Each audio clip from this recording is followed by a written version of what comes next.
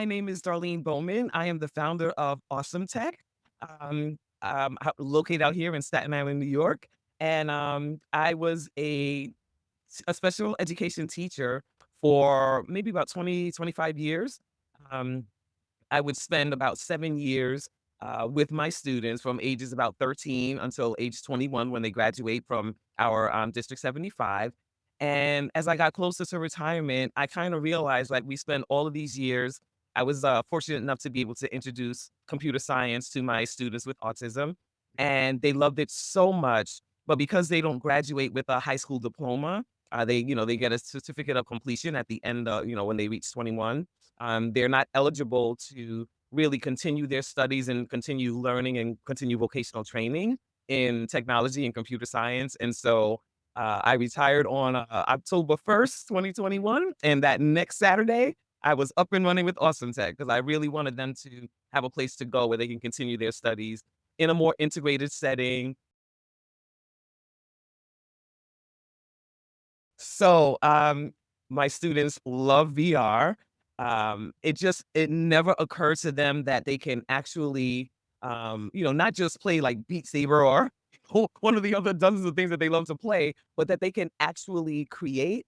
And Zoe allowed that to happen in a way that's just so incredible. I mean, me myself, I've been a computer science teacher for quite some time, but like, do I know everything? No.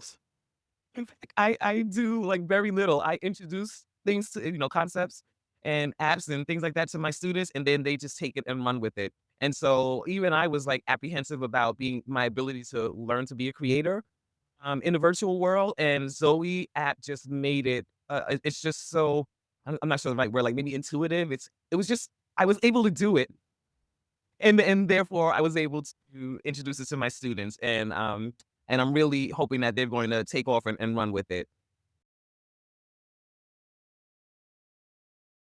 So, um, I didn't have a lot of ideas.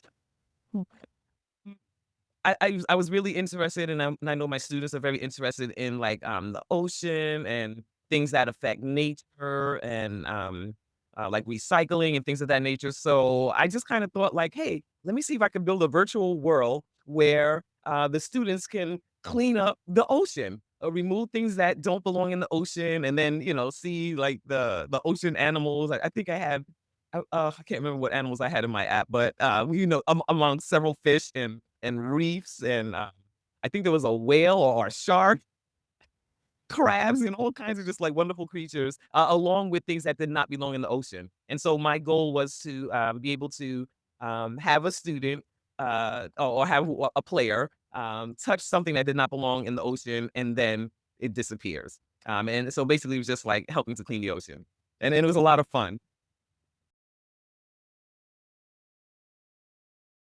My vision is to have a number of students continue to develop what I started. I kind of just like laid the groundwork and I put the characters, the sprites in motion.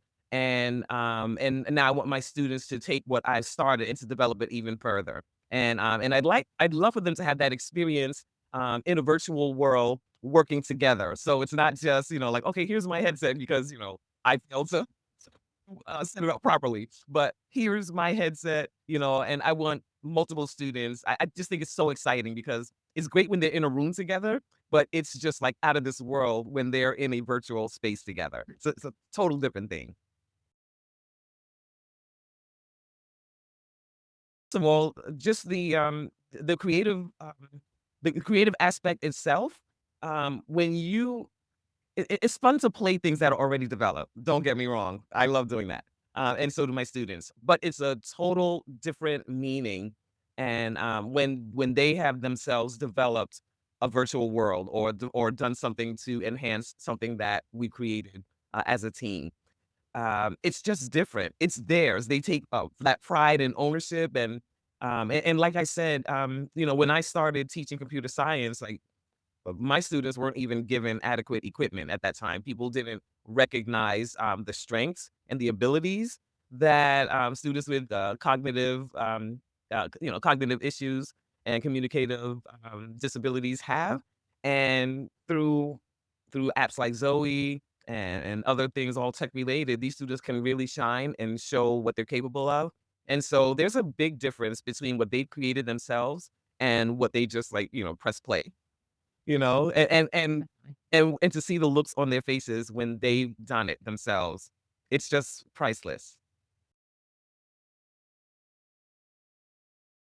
Technology makes things easier in the lives of people without disabilities, but it makes things possible for students with disabilities, and with communication disorders, and, they may never even have the opportunity. They cannot communicate what they love to do, but in the virtual world or with Zoe app, you can they can show you what their interests are. They can show you what they're thinking about or how they view things. It's just, it goes beyond making things fun and making things easier. It makes things possible. Well, let me just say, if I can do it, anybody can do it. And so, the bigger message is really, don't be afraid to try new things. You don't have to pretend to know everything because, like, once you introduce it to your students, they're gonna run with it probably a lot faster than you are. And that happens to me, and I'm okay with that. I love when I can ask my students to show me how they did something when it was me that introduced, the topic or the app or whatever in the first place. I love that, and that's what we should all strive for as teachers. We should look forward to the day that something that we introduced, is something that they ran with and outperformed us in. It's gonna happen anyway, so just accept it and be fine with it. It's fun.